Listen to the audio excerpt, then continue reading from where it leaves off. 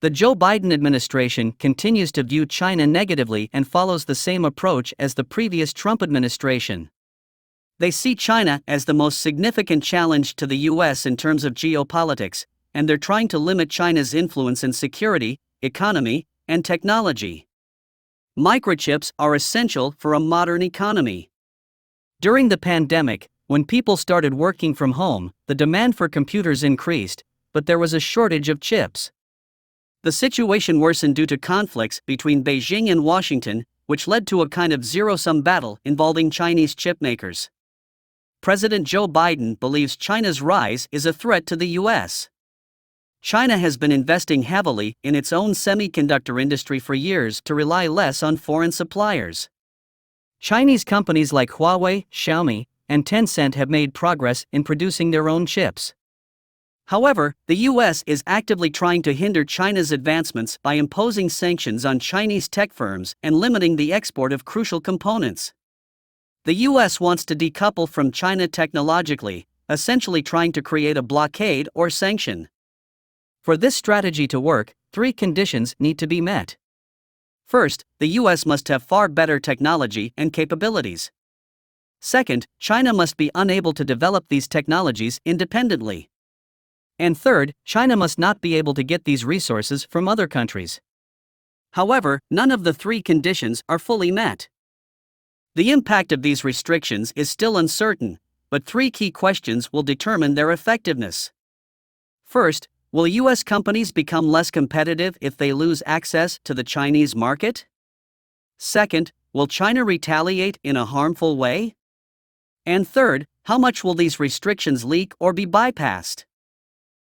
The loss of the Chinese market for U.S. semiconductor firms. Semiconductor production involves several stages, like design, fabrication, testing, and packaging. Different countries excel in different areas of this process.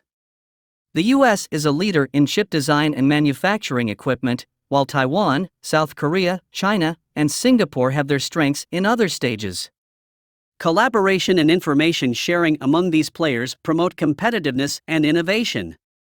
Restricting U.S. companies from accessing the Chinese market would have significant consequences.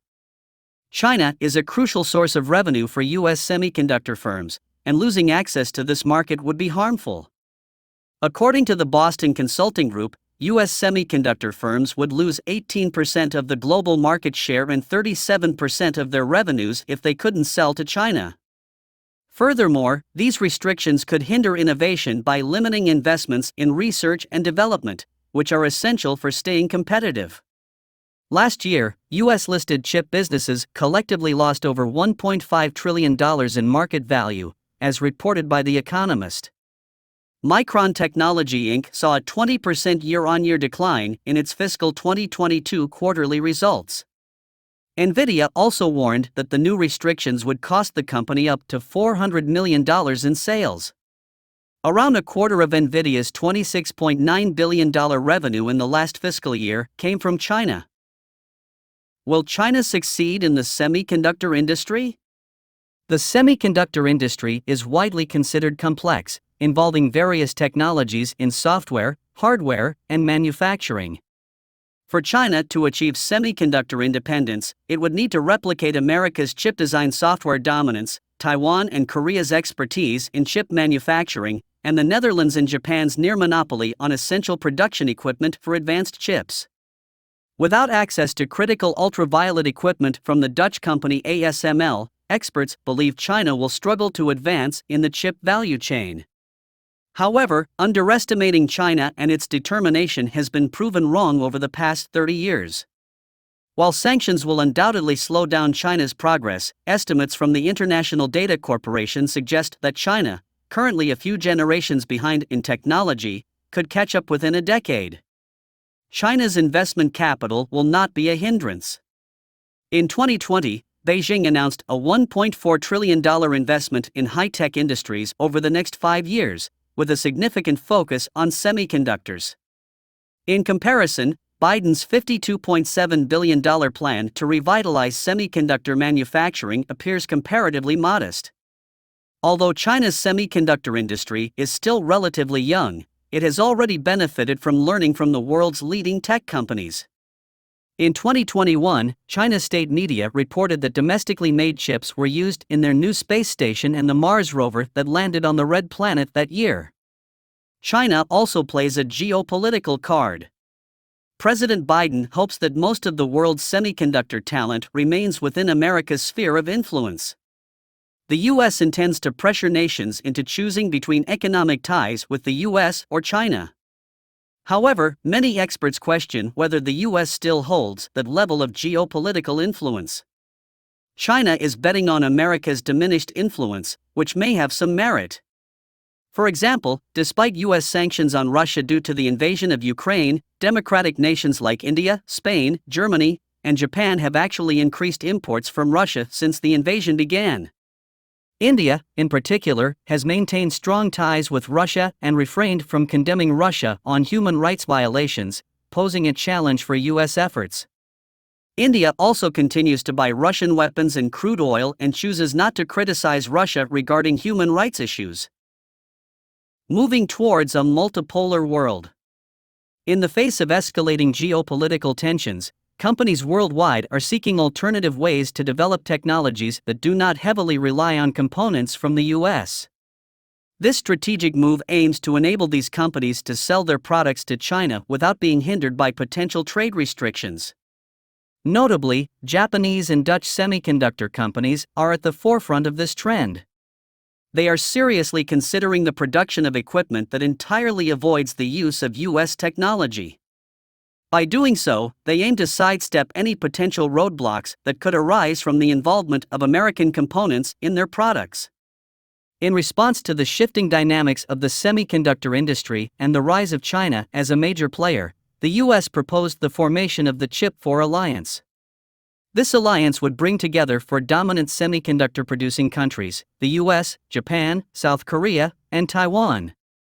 Together, these countries account for an impressive 92% of the world's semiconductor output by value.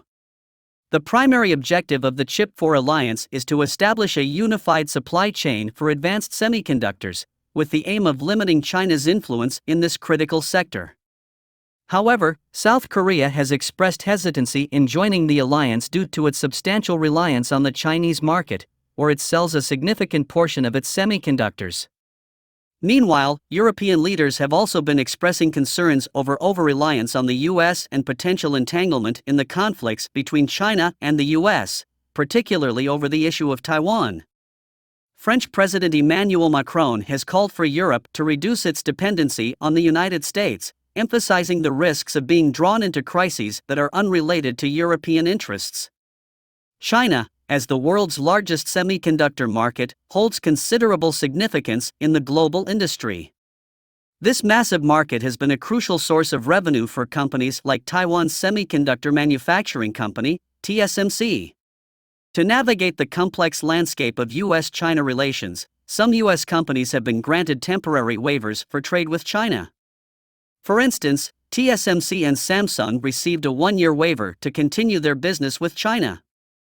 However, once this waiver expires, these companies may face challenges in maintaining their earnings from the Chinese market.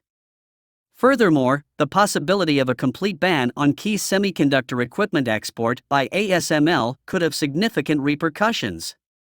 If such a ban is implemented, ASML's revenue could see a substantial decline of up to 10%.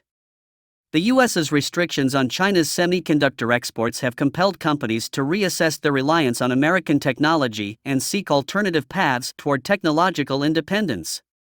The pressure to reduce reliance on U.S. components is driving companies to innovate and explore new avenues to achieve self-reliance. Just like de-dollarization, the more the U.S. weaponizes the dollars and its influence on other countries, the more likely de-Americanization is going to happen. No one will win in a chip war. Banning the sale of advanced chips to China has a negative impact on world trade, affecting almost all countries. China is the largest trading partner for about 160 countries and regions, including members of the Chip Alliance itself. For instance, China is the biggest semiconductor market and the main export destination for Japanese semiconductor manufacturing equipment. This move not only harms Chinese companies but also causes losses to Japanese ones. The US and China are locked in a prolonged battle, and it's unlikely that there will be a clear winner. Some nations may side with the US, while others could choose to work with China. In this rivalry, the US may dominate chip technologies for AI and military use, while China takes the lead in microprocessors, memory chips, and basic chips. Over the next decade, both countries may celebrate small victories, but, as economists often say about trade wars, there won't be any real winners, only losers. Who are the losers? Consumers will feel the impact as they may face higher prices for products like Apple iPhones, encounter supply shortages for Sony PlayStations, and miss out on fancy electronic features in Tesla and BMW products. So, the question remains, should the US continue to sanction China? And can China become self-reliant and overcome these challenges? The answers to these questions are complex and uncertain, with implications that will affect economies and people around the world. Share your comments and leave your thoughts below. If you like this video, hit the like button to show your support. More importantly, subscribe to this channel so that you will receive more interesting videos about the happenings in Asia.